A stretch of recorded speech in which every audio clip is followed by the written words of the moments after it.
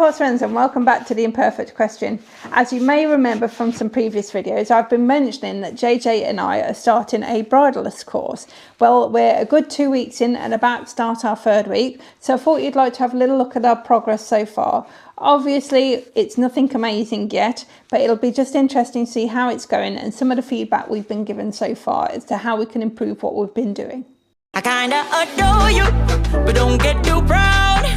You're like my favorite snack, I won't say it out loud.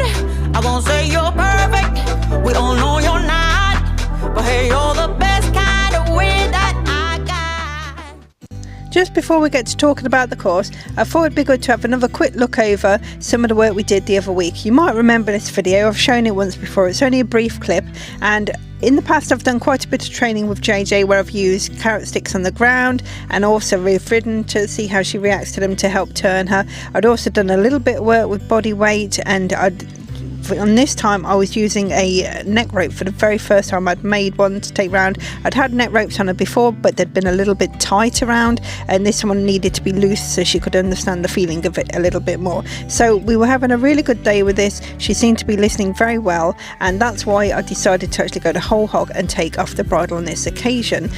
We were in a small area as well, but you'll see how we progress from here. So the way the course has been structured for us is that we've received the first part of the course material, which came in the form of some PDFs we can look at for information and also some videos that we can watch, and we've had the first little part of that, and it's going to be released to us over so many weeks in stages. So we also get like a question and answers with the instructor, who's Lyla Cansfield, on a Monday. So we literally, she does a live on Facebook, and we go on, type any questions we want to ask, and she'll answer them live for people on the course there. And we also get a check-in on Friday to see how everyone's feeling about how they're doing. But on the Thursday we do the hot seat, which is where throughout the week we've all filmed little bits of how we're getting on with the tasks that we've taken from the videos, and we submit them as what we call a hot seat, where we put little clips together to highlight some of the things we've been able to do this week, or if we've got any problems and specifically want to cover that area, we might show that problem.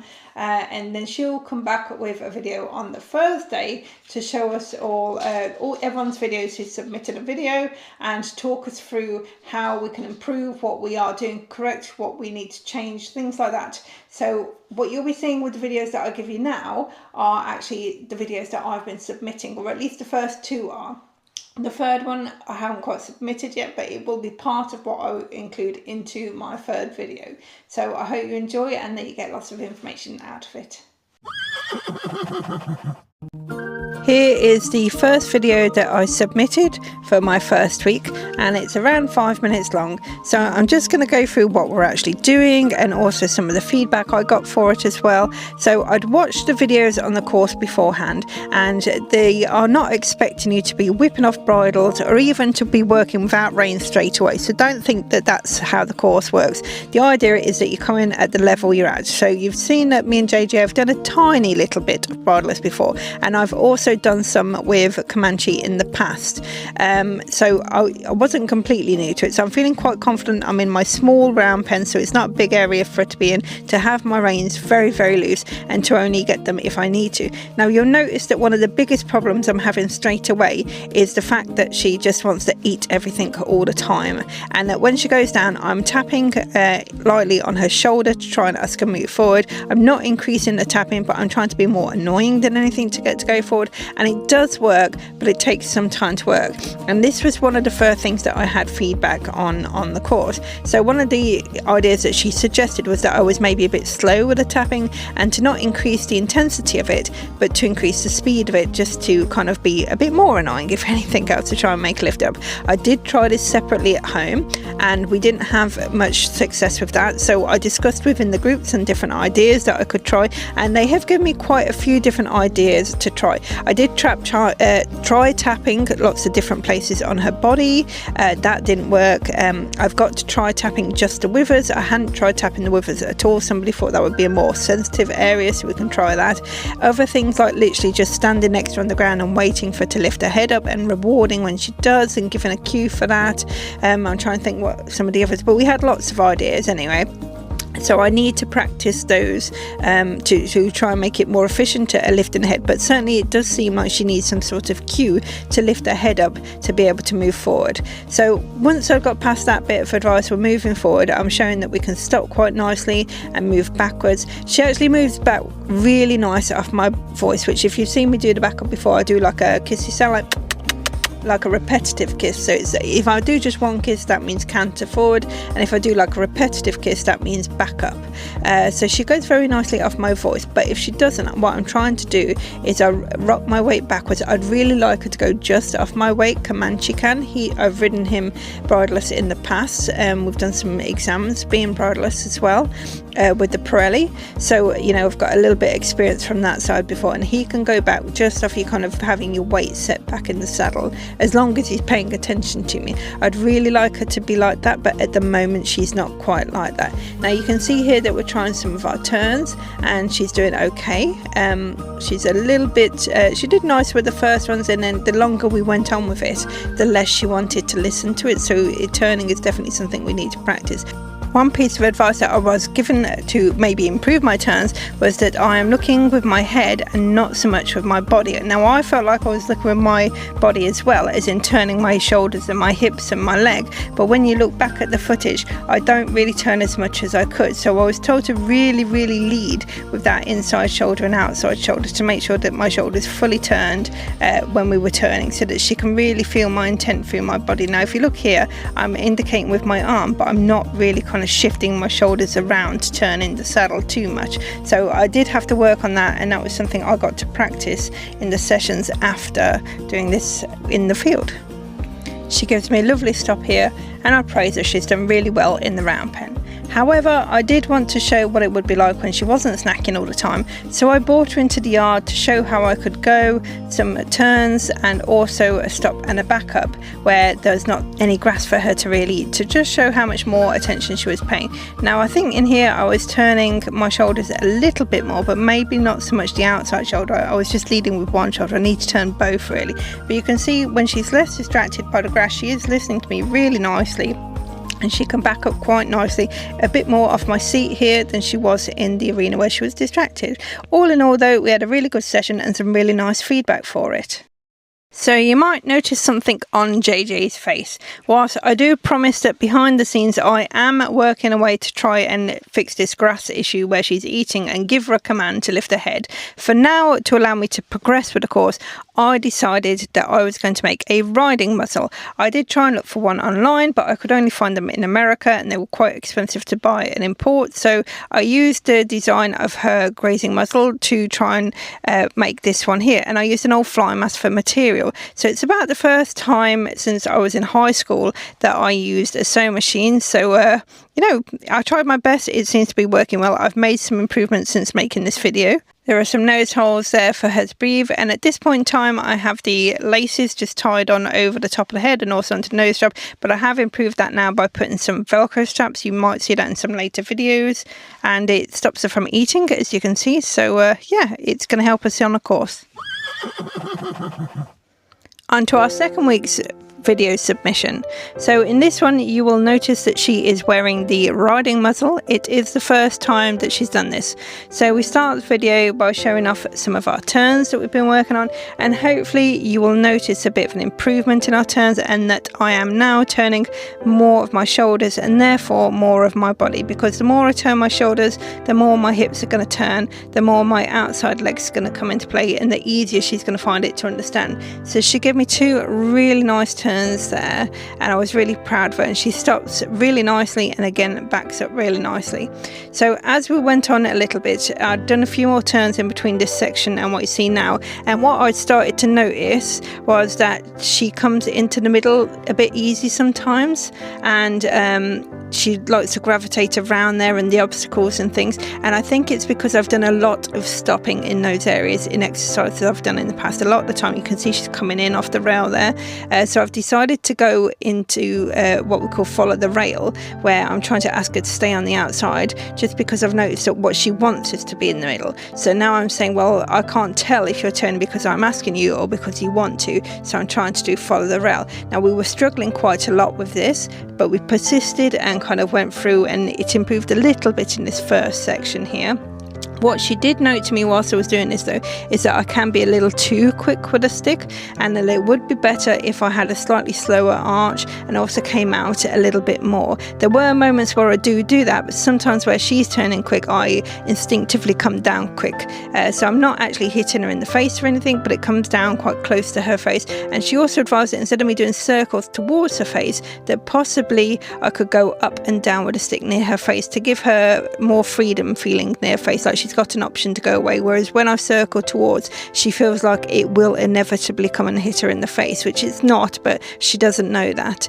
Also, it was noted that because I'm using a full-size carrot stick and she's got a very short neck, it can feel quite close to her face as well.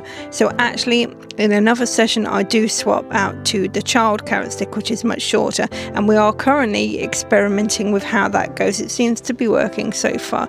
So I'm just trying over some simple 4/4 yields at the minute, where I'm asking for her weight to go back, and then I'm moving her front end over a little bit. It's not really something we should be practicing in this section, but I wanted to try just a little bit something different to break up.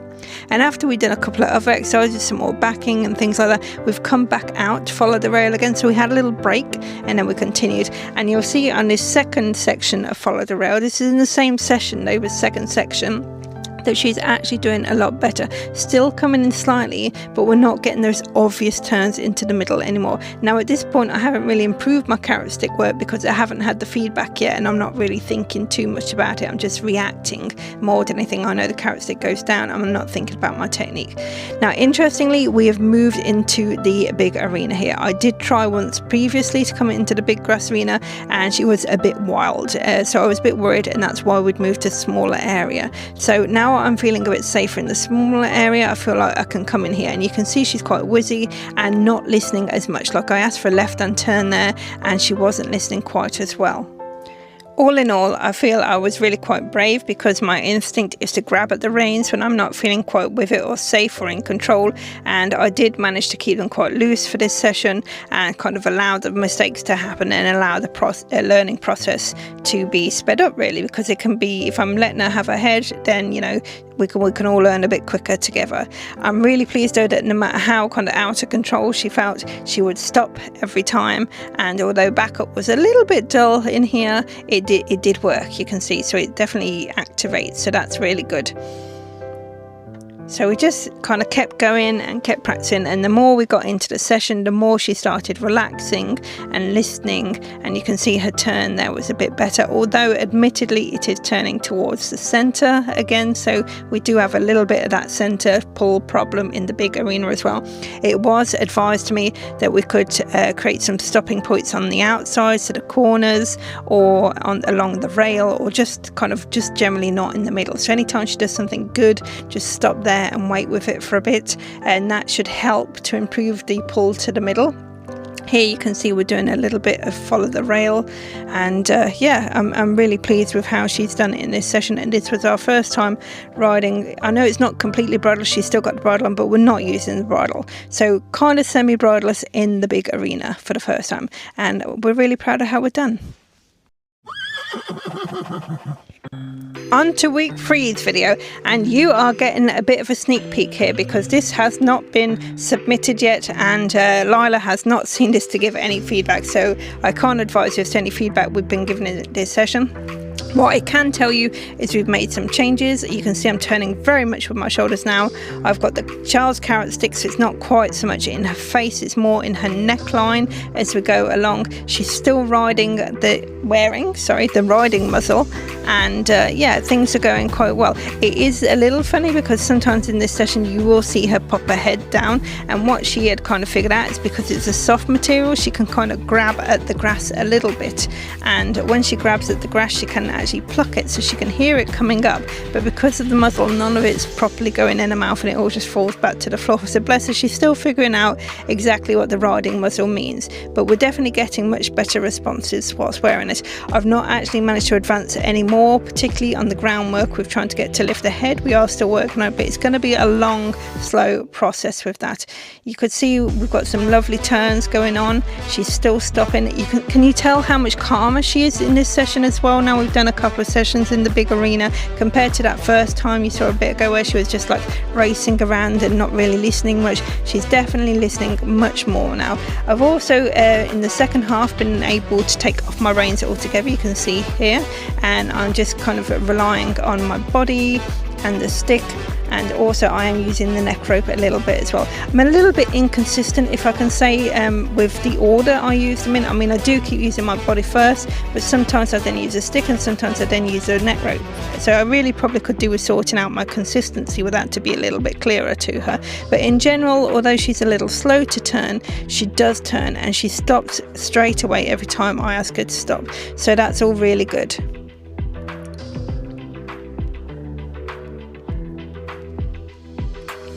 Here we're trying a little back up, and I believe we give a little turn, which I was intending to be more of a hind quarter turn, but just kind of ended up in a turn trot. But still, it was a tighter turn, so that was good. We're able to trot in a little bit more control, I should say. So although it's not as speedy as before, we can turn a little better. We're not specific in our turns by any means yet, but yeah, it's going a lot better than it was. Here we're going to show off a little bit of our follow the rail. You can see there's a few less corrections going on there, much more willing to stay on the edge. And I ask her to continue around. So I had been previously just going along from corner to corner to make it really attractive to her to stay on the edge, so she gets the rest in the corner. Coming away a little bit from the edge, but I take her back in here, and just really pleased with how this outcome is going. And here, after this lovely backup, you see me put into practice taking off the muzzle and leaving her to graze in the spot. So that is supposed to be helping a little bit with making it an attractive thing to be on the outside. So this is another session we had where I have set up the weave poles, but my intention is not necessarily just to weave. I mean, if she did weave, then that would be great, but I really wanted to concentrate on my turns in this session. So what I'm doing is I'm kind of using them as a marker, like as I ride along and I focus and I look to turn across the line. Does it take one pole to turn? Does it take two poles to turn? Do I miss all the poles and go up to the fence line? You know, I'm looking for how long. I mean, she did some quite nice turns there, but when we get to where we need to turn the opposite way, you can see she's come out in a much bigger area and she needs a much bigger space to be able to turn. Really doing a good job though. They're getting much more accurate, and it's helping me to be accurate as well by putting an obstacle in there. Again, it's not something we've been asked to do yet. You can see that took about 3 posts to turn, and she attacks it a little bit then as well. Bless her. This is her trying to graze and realizing that she can't. So she's listening much more, even though she wanted to graze them, which is really what I was after. Here we go again, asking to turn. And you can see that we're getting some nice turns. I do need to bring in the stick still. It's not just off the body. We haven't got to that stage yet. But I wasn't using the neck rope at all. Sometimes I'll use just the neck rope instead and then try to stick like here. Here she was a little distracted by Comanche coming along the edge. But after this one, even though she did turn where I asked her to, we come back through and I get the loveliest turn to the left. And again, I decided, because I was so pleased with how that turn went. If you look, I have to bring in the stick a little bit, do I? Oh no, I didn't. So it was without the stick completely. So I was really pleased with that. So I decided that's where we're finishing our session. So I hope you've really enjoyed having a look through all the bridleless riding that we've been doing lately. Obviously, we're not that end goal picture that I have in my head of being able to do all the obstacles and things bridleless and things like that at the moment, which is where I'd really like to be. That was my dream vision when I was asked to tack up and ride with me. Where would I like to see myself in the future? And it was riding bridleless and bareback, to be fair, with JJ doing obstacles. So a bit like a working equitation type thing, and having that much control that we could work as a unit together. We're nowhere near that yet, but we're heading towards that goal, and we probably won't achieve that by the end of the course, but hopefully you'll see that we'll be well on our way to achieving that by the end of it. Who knows, we could even surprise ourselves. So why not let me know in the comments below if you have considered riding bridleless, if you have tried riding bridleless, if you think it's out your reach, because it's really not. There's always something you can do towards it. Just let me know your feelings on the subject, and hopefully you'll enjoy our journey. I will bring you some more videos as we go along, not next week, but yeah, just forward in the future when I have a few more weeks together and I can show you a bit more progress that we've been doing. I'll update you with that. So see you later. Bye.